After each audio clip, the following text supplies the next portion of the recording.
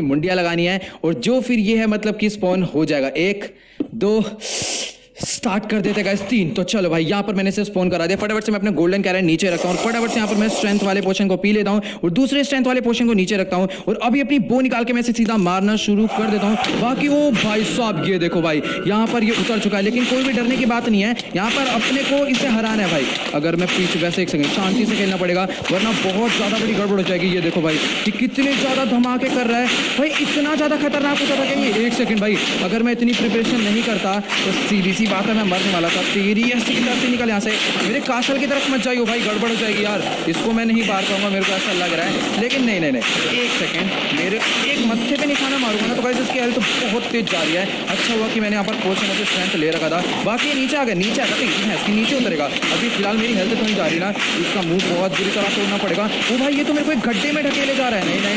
नहीं, इसको तो मैं मार के ही रहूँगा भाई, अभी कुछ भी हो जाए। इधर आती है ऐसी की तैसी, भाग यहाँ से। तो भाई इसको ही मैंने रेल बना दी भाई, रुक जाओ।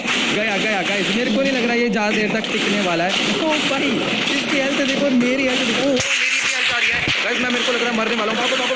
इस टाइम पर गाइस मेरी हेल्थ बहुत ज़्यादा जा चुकी है। मेरे को सबसे पहले पोशन ऑफ रीजनरेशन